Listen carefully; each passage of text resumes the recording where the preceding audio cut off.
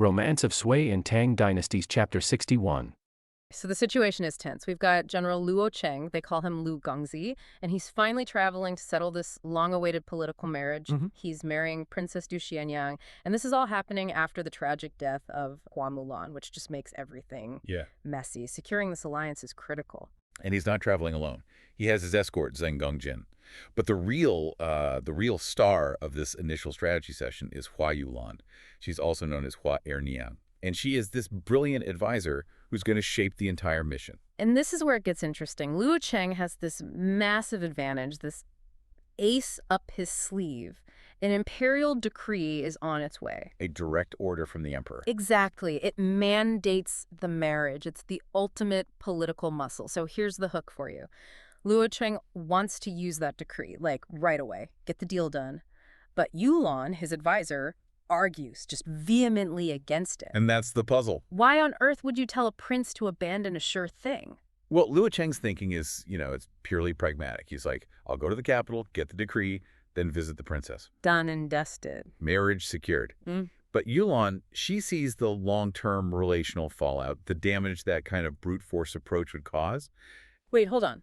We are talking about political stability here, right? In the middle of a war.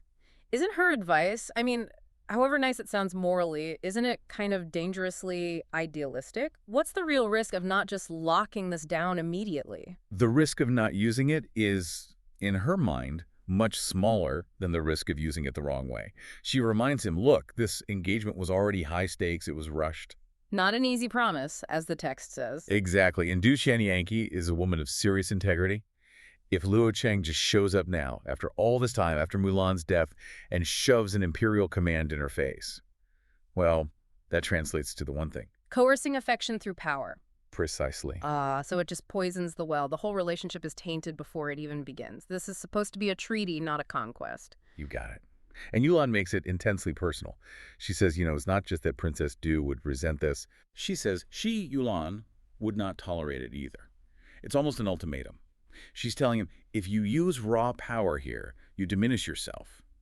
In my eyes, and more importantly, in the eyes of the woman you're trying to marry. That is some serious strategic leverage. She's basically demanding he meet a higher moral standard for the sake of, what, long-term political effectiveness? Yeah. So what was her alternative? What was the honorable path she laid out?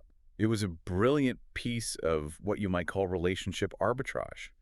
She says, first, you go there only under the guise of offering condolences for Mulan. Okay, so it shows respect. Respect for the dead and for the princess's period of mourning. Right. And this visit, then, becomes a reconnaissance mission. He's supposed to use the time to observe her behavior, to explore her character, see who she really is. So they're weaponizing condolence. In a way, yes, but for a moral purpose. And then she gives him the condition for using the decree. She says, only if the princess absolutely firmly rejects the union. Only that. Only then does he produce the imperial order. And even then, he has to make it clear he's acting, quote, under compulsion, that the force is external, not his own preference. The sequence is everything. By waiting, he proves his first choice is sincerity, not force. He gives her the agency to choose, which in turn makes the alliance that much stronger down the road. And Luo Cheng he's completely disarmed by this. The text says he's moved to tears. He says she's perfectly understood human nature, to He immediately scraps his plan and commands the group to proceed down this honorable path. Yulan had just completely redefined his idea of what successful political action looks like. Yeah. There's moral foresight. That gambit worked. Okay, so let's pivot to the target of this whole strategy, Du Xianniang herself. Yulan's plan is completely dependent on the princess valuing honor over, a direct order. So who is this woman? Well, she's introduced to us in deep mourning. She's maintaining this really disciplined, quiet household. The text describes her as having the demeanor of Empress Cow. So she's practical, she's financially independent, and she is secure. That's a huge detail.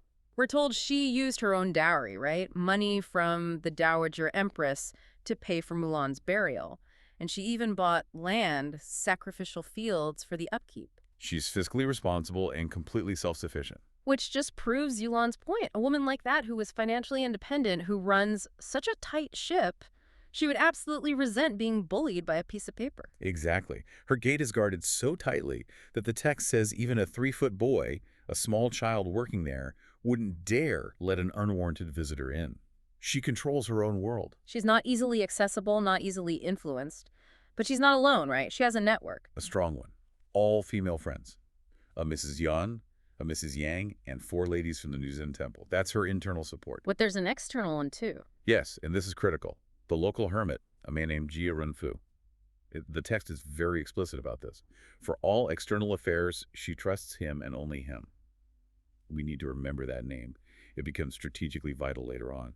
Okay, let's file that away. Jia Renfu. So now we get to the point of friction, the ultimate test of virtue. Yulan arrives at the estate. And she's dressed as a male soldier. Right, which confuses Du Xianniang's friend, Yuan Zian, but the princess. She's immediately reminded of Luo Cheng himself. After Yulan changes, the princess is so taken with her character that she proposes a sworn sisterhood on the spot. Fulfilling the alliance that Mulan had always intended, it's a huge show of faith. But it also dials up the tension immediately. How so? During the celebratory meal, Yuan Zian, the friend, starts pushing the princess to just accept the marriage. Now, she's a pragmatist. She argues Luo Cheng is a dragon and tiger among men, and he's basically condescending to even be there. She's implying Du Xianniang as being foolish. But Du Xianniang resists. She says she wants to uphold virtue to maintain her fidelity, and then she draws this really sharp line in the sand for her friend. She says, you follow the expedient path, I hold to the principle. And then she twists the knife. She looks at Yulan and implies that all her hard work might be paid in vain. Ah, that's an accusation. It lands right on Yulan. Du Xianniang is essentially asking her, how deep is your loyalty, really? Why are you working so hard to make this marriage happen? The whole conversation is suddenly about Yulan's integrity. Yes. And this is where the entire strategy comes to a head. Yulan reveals the core of her sacrifice, a secret she has been keeping for months. What is it? She tells them that even though she lived with Luo Cheng for 2 full months, sleeping in the same bed, as the text says, her body was, quote, never defiled. She maintained absolute purity before heaven. Wow, that's the ultimate proof of her intentions. It is the ultimate strategic leverage. Her integrity isn't just a moral position. It's proof of her absolute commitment to Du Xianniang's status as the primary wife. She then gives her definition of true virtue. Fidelity, she says, is only meaningful when it's maintained in the midst of difficulty and yet firmly maintained. Anyone can be virtuous when it's easy. Exactly. To maintain that purity while sharing a bed, that is moral authority completely overriding political desire. I love that. She's arbitraging honor for political gain. And then feeling safe for the first time, she drinks, gets drunk, passes out. Which forces the princess to verify this incredible claim. Yeah. In her disciplined way, she summons the maid, Jinling, who was with Yulan the whole time. Jinling confirms everything. Luo Cheng did intend to tease Yulan at first, but Yulan swore a binding oath to remain pure until she had met the princess face-to-face and cleared the air. Her fidelity was a strategic act, a sacrifice dedicated to securing the princess's position. And this revelation just changes everything for Du Xianniang. It's a profound realization. She's overwhelmed. She calls Luo Cheng a true gentleman and Yulan a righteous woman. Yulan's sacrifice is so great it elevates both of them in her eyes. She feels a moral debt. An immense one. She concludes that since Yulan maintained her purity specifically to yield the place of main wife to her, she now has to repay that honor. By yielding Luo Cheng to Yulan. Yes. To complete, in her words, the beauty of both their arrangements. That is a monumental reversal. She's giving up the primary political match of her time, and she acts on it immediately, before any official decree can even arrive. She completely bypasses the formal military structure. She drafts a secret memorial to the empress, and she writes a private letter to a consort she knows, Yuan Zawi, someone she had cultivated with gifts. She's using her own personal, informal political network. She is. And she equips her maids, Wu Liang and Jin Ling, with money and sends them straight to the capital. And this is where that detail about the hermit becomes essential. The intelligence network kicks into high gear. Jin Ling makes a crucial detour. She runs to the trusted local hermit, Jia Renfu. The one the princess trusts with all external affairs. The very same. She tells him everything, that the princess has unilaterally rejected the marriage and instructs him to tell Luo Cheng urgently. So the formal diplomatic channel, the prince, with his army and his impending decree, is just plodding along, while the fate of the entire alliance has just been decided by a secret letter, a maid, and a hermit. That's it exactly. Meanwhile, Luo Cheng arrives in Le Chaux. He's being hosted by the prefect, and he's just focused on protocol. He's preparing the ritual gifts for mourning. the sacrificial pig and sheep. He's doing everything by the book. Everything is formal, traditional, and he is completely unaware. The dramatic irony is just so thick. He's arranging the sacrificial animals, and he has no idea the entire marriage has been decided behind his back. And then his escort, Zheng Ganjin, starts asking around about the princess, and he learns about Jia Renfu, the trusted hermit. So Luo Cheng's party decides, okay, let's go visit this hermit first, get some local intelligence on the princess's state of mind. So Luo Cheng, the prince, with the imperial decree basically in his back pocket, is walking straight into the arms of the one person in the whole region who knows he's just been rejected by his bride. That is the genius of the narrative. It just forces you to ask, what does true fidelity, Shuzi, even look like? Is it the princess who gives up the marriage for a higher virtue, or is it Yulan who maintained her integrity in the most difficult situation imaginable? So Luo Gongzi arrives with his entourage, Zhang Gongjin and Qi Shengxing are with him, and he's ready to conduct formal business. But they're not meeting in some grand hall. No, they're at the burial ground of Yang Gong and Empress Cao. He plans to mourn the deceased and then, leverage that occasion to propose. It's supposed to be a standard process. Right. He shows up with a plan, expecting to just execute a standard marriage proposal. But before he can even get off his horse, he is completely blindsided by a preemptive strike. Yeah, Jia Renfu, one of the attendants, he immediately warns Luo Gongzi about the character of the woman he wants to marry. And that warning just sets the tone perfectly. It really does. Jia Renfu describes her as most difficult to predict. He uses the phrase, "singling zikinyo," meaning she's clever, quick-witted. and her mind is sharp and skillful. This isn't just a compliment about her intelligence, it's a straight-up warning about her strategic capacity. And he immediately proves that warning is true. Princess Du did not wait for Luo to send his request or follow the usual steps. No, she had already acted. Get this, at 5 o'clock in the morning, before the sun is even fully up, she dispatches her own formal memorial, a zuzang. Right, to the Empress in Cheng about the marriage. That is the ultimate checkmate in the opening move. Let's really unpack the weight of that. A zuzang is it's a high-level formal state document. Right. Luo intended to lead the discussion locally, maybe through family, maybe some intermediaries. But Princess Du just completely usurps that authority. By sending her own petition to the highest possible authority, the Empress, she ensures that the decision is now formalized, it's sanctioned, it's political. It's not a private local arrangement anymore. She is effectively telling him, you can propose, but the terms of this negotiation are already set at the imperial level, and I set them. It stripped him of all local leverage. I just find it stunning that a young woman operating from a burial ground has this level of political foresight to preempt a high-ranking lord through bureaucracy. It shows a profound understanding of how power actually operates. So Luo Gongzi is left just scrambling. He has to stick to protocol now, insisting on paying his respects. He can't initiate the marriage talk on his own terms anymore. Which is when she unveils her next strategic layer, the dramatic use of the mourning ritual. Princess Du appears in full mourning clothes, the Shui Zheng Shafu. And this is where the text adds such a brilliant literary tension. Because despite this somber sackcloth attire, the narrative points out she looked even more alluring. The phrase is Zhengzhou Jian Jinggren. Right. The contrast is just remarkable. She's using the most restrictive, humble clothing, yet she is so physically striking, it creates this almost magnetic tension. Then she performs this incredibly formal, respectful act. Yeah. A full prostration of gratitude, of Puzan Kosi. But here's the key maneuver. She gives him zero chance to move the conversation forward. None. She cuts the interaction short instantly by just starting to weep loudly. Igrin Gandatong. And then she retreats before you can say a single word about proper business. It's an impenetrable defense. I mean, you can't. According to the strict rules of the time, you cannot transition from a deep expression of public grief for the dead to a joyful discussion of marriage. She used the rules of propriety and mourning etiquette as a literal barrier.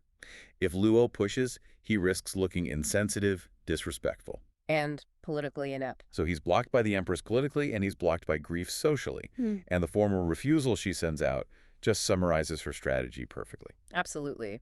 She sends a servant out to deliver her final answer there. She thanks the guests, but says flatly that the matter of the marriage must be decided by the present Empress and her family emperor. Or, Dan Yongyong Yunyo Huanje. Exactly. She refuses to even respond to his request directly. No hint of agreement.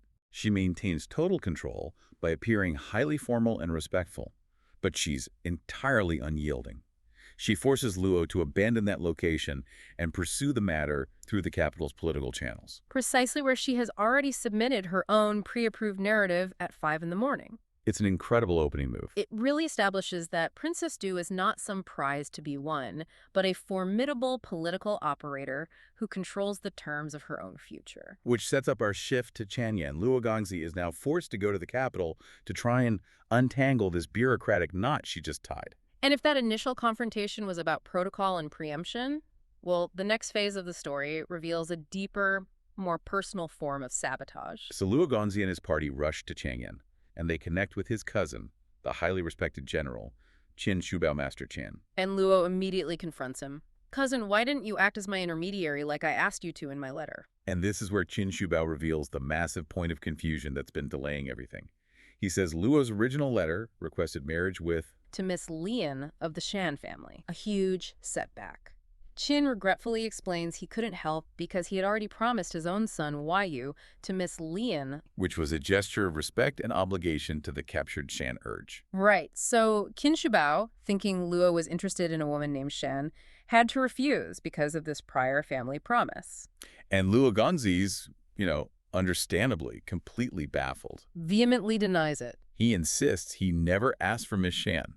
He only wrote asking Qin Shubao to be the intermediary for his marriage with Princess Du. So now the two men are facing this impossible contradiction in what should have been straightforward diplomatic correspondence. And here's where it gets really interesting. This is where they realize they are victims of deliberate manipulation. They decide to compare the letter Qin Shubao received with a sample of Luo's actual handwriting. And that moment of realization must have been just electric. The letter Qin Shubao had, the one that caused all the confusion and delay. It was definitively not Luo's handwriting. It was a forgery. A forgery that specifically redirected Luo's intention, targeting the one person, Qin Shubao, who might have successfully brokered the Du marriage. Someone went to incredible lengths to stop this marriage from happening quickly, and they were willing to risk, high-level charges of document manipulation to do it. So they realize the political game is even deeper than they thought. They had to figure out who intercepted and swapped the letter. So they call in the original messenger,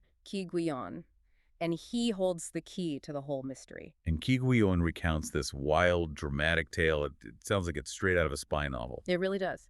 He admits that after leaving Luo Gongzi, he was captured, not by bandits, but by Princess Du herself. And he even describes her using the term Hanyatu. A fierce girl, which just speaks volumes about her resolve when she captured him. So he says she took the letter. Now, the source material is fascinating here because it's a bit ambiguous. It says she took it and looked at it carefully for a while, but it also implies she might have been illiterate. Or maybe pretending to be. Right. Regardless, she held on to this official document. And Qi Guiyan remembers her putting it somewhere secret, in her boot. And that detail, putting the letter in her boot, that's a classic signal in Chinese literature. It means the document is now hidden, protected, under personal, secretive control. She basically holds this high-level correspondence hostage until her father, Du Jian, sends an urgent message telling her she needs to leave. And here's the smoking gun that confirms her active role. Qi Guiyan confirms that she later returned a letter to him along with 20 taels of travel money. A kind of hush money, maybe. Probably, but only after she had taken the original and had time to manipulate it. So all the pieces just click into place for Luo Gongzi and Qin Shubao. The letter Luo wrote was intercepted, read, and then deliberately changed or swapped out by Princess Du herself. She didn't just use protocol and grief. She was willing to engage in high-level document forgery and diplomatic manipulation to control the timing and conditions of her own marriage. I love this part. Qin Shubao summarizes the collective feeling perfectly. It's a wonderful moment in the text. He says, looking at it this way, this woman has many wits and abilities and is perfectly suited to be your match. The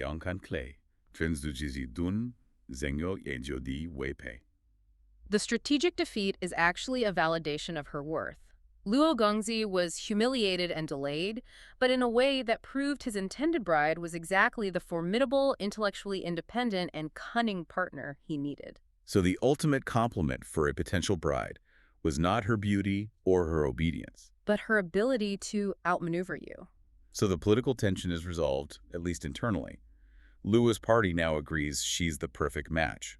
But Luo still has a secondary request before he leaves Chengyu. Right, he asks for Huayuan, whom the text calls Hua Erye, who had previously promised to travel with him. And this request introduces a new and completely different layer of complexity. I mean, Luo has just been politically defeated by Princess Du's cunning, and now he is seeking the companionship of Huayuan. He's likely looking for some kind of, I don't know, emotional comfort or moral clarity after all that deception. Princess Du relays the request, and in a stark contrast to her own manipulative actions, Huayuan refuses to emerge. And her response is built on pure moral resolve. Shuzi. Right. She tells Princess Du that the previous promise to travel together was just a joke, or, a temporary arrangement. And crucially, she says that such a temporary, ethically ambiguous arrangement should not be tried again. Yes, she says, "Jingaxing Yuchi Yankitangshi," which means good fortune or luck only happens once. Why should one try it again? That is a profound statement on integrity. She's refusing to be treated as a convenience or an opportunistic travel companion, no matter what casual promises were made before. She's defining her own moral boundaries. And this is a second display of intense female power, totally distinct from the political power of Princess Du. And to make her refusal diplomatic, but still firm? I mean, you can't just shut down Luo Gongxi. She sends him a square-folded note, a Zhao Cheng Feng Sheng. With 16 perfectly crafted characters inside. This note is the absolute epitome of poetic, unyielding diplomacy. It reads, Lai kitong lai kunan tongku, hochang yuki man liuchaiki. Let's translate and dissect that. If you came, we could come together. Leaving together is difficult. So that addresses the past promise directly, but refuses the present request. And the second part. The flower fragrance has an appointed date. Don't delay your chariot and cavalry. The flower fragrance is this beautiful, poetic suggestion of a hopeful future meeting, but the message is crystal clear. She is resolutely refusing to leave with him now, regardless of the promise or his need for comfort. And this refusal, based on moral steadfastness, is just as effective as Princess Du's deception. It allows Luo Gongxi to save face. He recognizes the poetic quality and the deep integrity of the refusal, and it protects Huayuan's reputation and her refusal to compromise her standards. And Luo Gongxi accepts it with grace, which is why the text later calls him a man of thick virtue. He says he'll return later. The chapter creates this beautiful juxtaposition.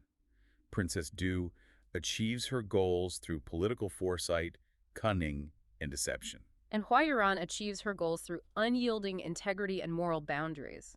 Both women are wielding powerful forms of autonomy. 4 ladies from Nunzen Temple arrive, and they listen to this whole convoluted story. The secret memorial, the weeping, the forged letter, and Huayuan's absolute moral refusal. And their assessment really synthesizes what the author wants us to take away about power, gender, and virtue. They heap specific praise on the 3 protagonists for their defining qualities. So Huayuan is celebrated as a steadfast person of integrity, a Shnizi Eningsenren. Princess Du is praised as a good-hearted person among the women of the chambers, or Gujie Shungzi Yoshinren. Notice she's not called morally perfect. No, just clever and strategic. And Luo Gongxi is called a man of thick virtue, a Xingqing Zizunghor Deixingxi, because he accepted both the strategic manipulation and the moral refusal with respect. And you can see how sensitive this is just by how the first document gets delivered. It wasn't during a formal court session. It was all done privately. It had a very specific path, didn't it? A very careful one. It went from the petitioners, Wu Liang and Jinling, to the powerful official, Yuan Shiji. Then Shiji sent it via a eunuch to his own sister, contorting Yuan Zeoi. Wow, that is a surgical path to power. And the scene when the petition finally lands, it's just classic drama. Consort Zoe hands this critical document to the emperor and empress while they're just relaxing. Playing a quiet game of chess in their private chambers, of all things. So the future of a key general and a major family is literally being decided over a board game. That intimate setting is everything, though. It means the emperor is open to, conversational persuasion. But he's also going to be incredibly skeptical of flowery language or any hint of deception. Right. So let's look at Du Xianniang's opening move. It's her official request. The title is something like, "Candidly stating my humble heart to promote a flourishing reign."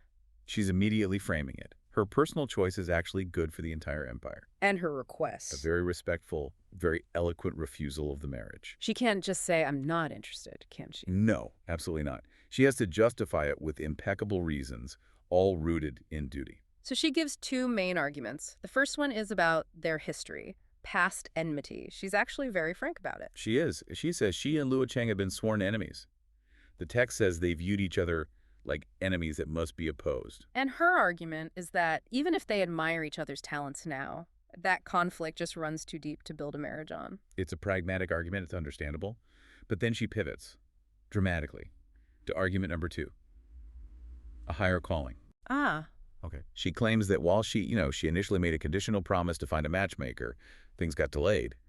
And now her true purpose has changed. She says her primary goal is to abandon the world for a religious life, to seek the pure land. And she frames it as seeking her father, who, in her words, abandoned the world by imperial decree. It's the perfect political shield. You're refusing a marriage for piety and filial duty. Who can argue with that? And she backs it up with this incredible statement about her own resolve. It really makes her stand out. She says something like, "My heart isn't stone. It cannot be turned." That's a powerful line. It's an unshakable, defiant declaration. She says she'll either live to see her father or die happy to be with her mother. That is heavy. She's made her case, rooted it in duty, piety, all of that. But then she completely shifts the focus. Yes. The petition pivots away from herself and onto 2 other women. It feels intentional, like a distraction, or maybe some kind of lobbying. This is where we start to feel like maybe there's a co-author. Almost certainly. She uses her own refusal letter to champion 2 related figures, the sisters Hua Mulan and Hua Yulan. And when we say Mulan, we mean that Mulan, the legend who took her father's place in the army. The very same. Du Xianniang recounts Mulan's tragedy. After her service, Mulan was protected by the emperor's grace, but while traveling home, she was pursued by the Khagan Shazuo. A threat from the north. And he wanted to seize her for her talent and beauty. Exactly. So, to avoid that dishonor, Du Xianniang claims Mulan took her own life. She cut her throat to maintain her chastity. It's a powerful appeal, playing on the immense value placed on female virtue. And she's asking the court to formally recognize Mulan as a national hero for this. Yes, but Mulan's story, as tragic as it is, just sets the stage for the next part, the unbelievable part, involving her younger sister, Hua Yulan. Okay, here we go. This is where it moves from believable tragedy to something like high fantasy. Du Xianniang says that Mulan, on her deathbed, entrusted her younger sister, Hua Yulan, to take her place and fulfill a promise to Du Xianniang. And now for the part that must have made the emperor almost drop a chess piece. I would imagine so. Du Xianniang reports that while Yulan was traveling, she was encountered by Luo Cheng. The man she's supposed to marry. The very same. And despite the 2 of them, and I'm quoting here, sharing a bed and speaking together, Yulan miraculously maintained her purity. Her virtue remained absolutely unspoiled. Wait, hold on. She puts that in an official petition to the emperor. She pushes it hard. She calls it a miracle of 2 jades joined and says it's worthy of imperial recognition. But let's be frank, this is a massive political risk. I was just thinking that. If your goal is just to politely refuse a marriage, why invent this fantastical, easily disprovable story? Why include it at all? Because if it's true, it elevates her petition to a spiritual level the emperor can't just dismiss. But the court immediately picks up on the absurdity. Of course they do. The emperor shows the document to Qin Wang, that's Li Shimin, the future emperor Taizong, and Qin Wang is instantly skeptical. He says that while Mulan's suicide for honor might be true, Yulan's story... Sharing a bed and remaining pure. He says it seems hard to believe quickly. That's the ancient Chinese equivalent of an eye roll. And the court's suspicion then immediately shifts, doesn't it? It moves away from the story itself and onto the author of the petition. Precisely. Consort Yuan Zaoi, the one who delivered it, pipes up and suggests that the elegant, highly refined style might not actually be Du Xianniang's own. She thinks it was written by someone else. She suggests it was penned by Du Xianniang's companion, a woman named Yuan Xian. And that one detail, the identity of the companion, is the real key, of which we'll get back to. But is this whole Mulan and Yulan saga just a beautiful lie designed by Yuan Xian to distract the court? They're actively debating this. And that's what makes the dynamic so volatile. Du Xianniang has just told the supreme ruler of the land a story that his own son finds unbelievable. If they prove it's a fabrication, she's in serious trouble. Not just a forced marriage, but maybe even charges of misleading the throne. And as they're all discussing this, the emperor makes a comment, almost sarcastically, that maybe Luo Yi, the father, has decided to reject the match himself. Yeah, I'm right on cue. The timing is just perfect. A memorial from Luo Yi arrives, and it completely shatters the narrative Du Xianniang just spent an entire document crafting. His memorial is what, the exact opposite? It's a straightforward request. Please, finalize this marriage immediately. He completely ignores her spiritual aspirations, her claims of past enmity, all of it. He doesn't even mention the Hua sisters. Not a word. His narrative is simple, direct, and frankly, aggressive. It completely contradicts her story about a conditional promise.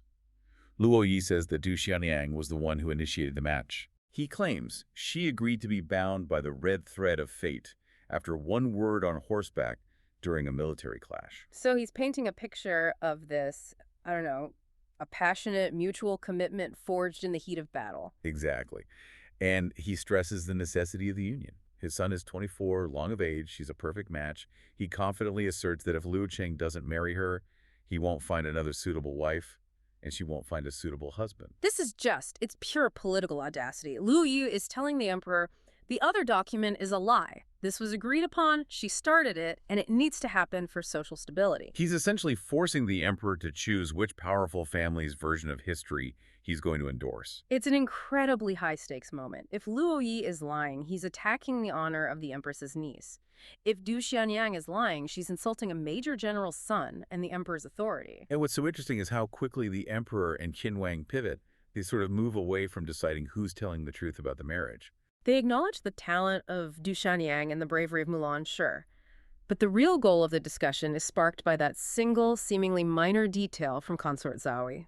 The mention of Xianniang, the rumored ghostwriter. That name triggers a completely different memory in the emperor. He recalls the beautiful, educated women of the 16 courts of the fallen Sui dynasty. These women just vanished after the Sui collapsed.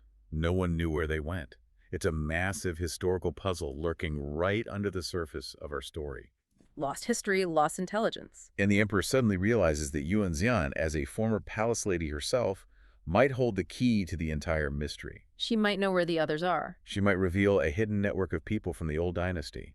Suddenly, the marriage debate it's irrelevant. The emperor now sees Du Xianniang, Yuan Xian, and even the suspiciously virtuous Hua Yulan as intelligence assets, not just aristocratic problems.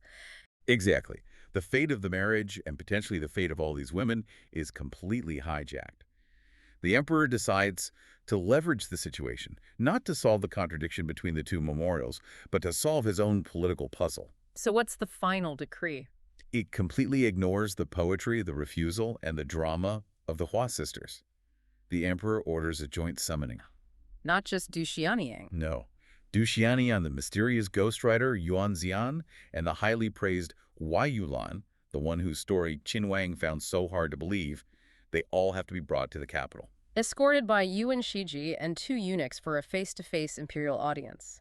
The marriage, which was the whole point, is now just the excuse. The imperial blessing used to justify bringing these critical witnesses into the capital.